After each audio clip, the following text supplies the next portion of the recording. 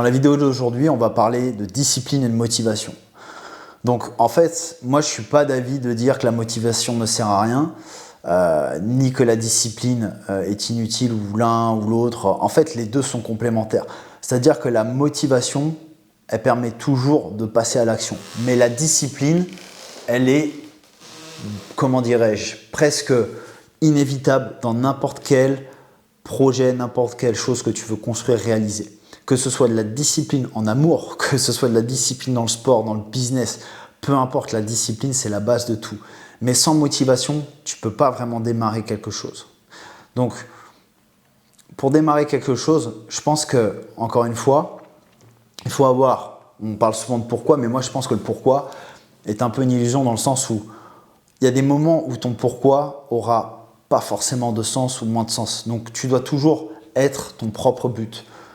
Être ton propre but, ça permet toujours de te dire, peu importe ce que je fais, que ce soit du sport, que ce soit, je veux dire, quand je dois aider, je ne sais pas, ma partenaire ou mon partenaire, si on va dire tu es une fille, peu importe, ou le business, quand ton propre but c'est toi, tu es toujours en fait dans cette conceptualisation que tu dois grandir et évoluer. Et le problème quand tu es dans la psychologie où en fait tu es toujours en train de te dire pourquoi je dois faire les choses, pourquoi ci, pourquoi ça, tu es un peu dans une paralysie, en fait dans une analysis paralysis comme on dit en anglais. Donc, ton propre but, ça doit vraiment rester toi-même continuellement. De toute façon, chaque chose que tu vas faire t'amènera un feedback et c'est souvent ce feedback qui te nourrit. Pour ma part, par exemple, dans tout ce qui est sport, et c'est quelque chose que j'ai vraiment incorporé depuis très très longtemps, des fois, j'ai pas réellement de pourquoi, hormis le fait de retrouver, de chercher un feeling à la fin de chaque séance. Quand je cours, parce que moi je cours quand même au moins 5-6 fois par semaine en moyenne, en allant à la salle à côté, eh bien, chaque séance va m'amener un effet, ou un feeling plutôt, c'est un feeling de croissance. Le fait de me sentir en paix avec moi-même, de sentir que mon énergie, elle est mise en mouvement. Quoi d'autre que je suis... je sais pas, je me sens beaucoup plus prêt à interagir même avec les autres. En fait, c'est juste de la croissance. Quelque part, ton corps, qui est un véhicule physique, et on appelle parfois ça le vaisseau, en anglais, God vessels, the God's vessel. Pardonnez-moi pour mon anglais. Mais ouais, c'est vraiment un véhicule. Ton âme anime ton corps. Donc, à partir de ce moment où tu comprends que ton corps doit être mis en mouvement, tu te dis ok, pour que ton corps soit renforcé et que ton âme en fait puisse être encore mieux, comment pourrais-je dire ça, encore mieux accueillie par ton corps, eh bien tu comprends que la croissance est nécessaire pour ton corps. Et la croissance, c'est avoir une meilleure santé, c'est avoir une meilleure VO2 max d'un point de vue physique. Avoir plus de muscles, moins de gras, parce que c'est signe de meilleure santé, etc. Sans entrer dans un cours de biomécanique ou quoi. Mais juste pour dire que, en fait, la discipline, elle doit toujours t'amener à une forme de croissance. Et il y a des fois où tu n'auras pas envie, donc la discipline, là la motivation va rester, entre guillemets, on va dire non utilisable. Elle va être un peu inutile, si j'ose dire. Mais ta discipline va te permettre de continuer et de te dire en fait j'ai pas envie mais je le fais parce que de toute façon je sais que les vrais résultats déjà sont sur le long terme et puis à la fin de chaque séance j'ai ce feeling de je l'ai fait, je suis content de moi, j'ai en fait j'ai grandi encore, même si j'ai fait une séance pas folle, même si je sais pas je me suis fait casser la gueule au sport de combat, même si j'ai pas levé lourd à la muscu, même si, je sais pas, tu joues au tennis et j'ai fait que de foutre des balles hors du cours. Tu vois, je caricature, mais c'est un peu, en fait, l'idée. C'est-à-dire que tu peux pas toujours être dans une surperformance. Et j'en ai parlé dans une précédente vidéo, mais la performance, en fait, elle doit être là, pour moi, seulement 20% du temps, tu vois. C'est-à-dire que en réalité, on a tendance à surcoter la performance. Ce qui compte, c'est la discipline et la régularité davantage que la performance. Par exemple, je dirais que dans tout ce qui est séance de running, pour ma part, ou même dans le business, c'est la même chose. on va avoir beaucoup de travail qui est facile. Tu vois, 80% du temps, c'est facile, voire 85% du temps, c'est facile.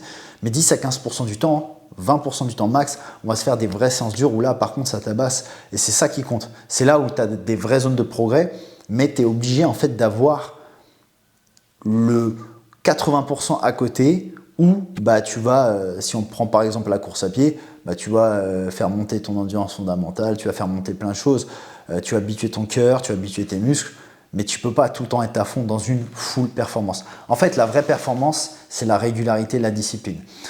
Donc là, du coup, j'ai un peu axé mon message, ma vidéo sur la partie discipline, mais en fait, les deux vont de pair parce que il y a des moments où la motivation, tu l'auras, en fait, la motivation va avoir tendance à revenir quand tu as des résultats. C'est un peu ça le problème. C'est-à-dire que la discipline te permet de continuer quand tu as peu de résultats ou que tu ne vois pas le bout du tunnel. La motivation, elle vient quand tu as une euphorie ou un optimisme au départ. D'ailleurs, il y a une courbe comme ça qui est assez connue dans le business qui t'explique qu'en fait, je la mettrai je pense à l'écran, où en gros tu commences, tu es souvent très content, mais en fait tu n'es pas vraiment au courant de tout le travail que tu vas avoir quand tu lances un projet, tu démarres un nouveau sport ou je sais pas, tu as une nouvelle relation ou quoi. Et à un moment donné, tu as ce qu'on appelle une vallée du désespoir. Et c'est là où en fait tu vas être complètement testé par l'univers et quelque part Dieu ou la source ou peu importe comme tu l'appelles va être là à te dire mais finalement est-ce que tu désires vraiment ce que tu demandes? Est-ce que tu es prêt à abandonner ton ancien toi pour arriver à ton nouveau toi? Et c'est important de comprendre que dans ces moments-là, ce n'est pas la motivation qui va te permettre de passer la vallée du désespoir. C'est ton drive, l'émotion que tu cherches qui, quelque part, a été le premier truc qui t'a fait, on va dire, réellement démarrer. Normalement, tu as un drive profond quand tu te lances dans quelque chose qui est rien d'autre qu'une émotion, un truc que tu cherches à atteindre. Et ce truc-là, plus tu vas t'en souvenir et t'en rappeler, plus dans les moments difficiles, il va te permettre d'avoir de la discipline. C'est pas ça, ça sera pas de la motivation parce que y a des jours où tu n'auras pas envie de poster, il y a des jours où tu n'auras pas envie de t'entraîner, il y a des jours où tu n'auras pas envie de faire ci, ça, mais en fait, l'habitude de faire les choses et d'être la personne qui mérite cette chose-là fait que tu t'inscriras aux yeux de l'univers comme la personne qui mérite et tu intégreras cette fréquence en toi qui te permettra d'avoir les résultats. Donc, la motivation ne te servira réellement que lorsque tu auras des résultats en général, je trouve, et elle va te servir à démarrer le projet.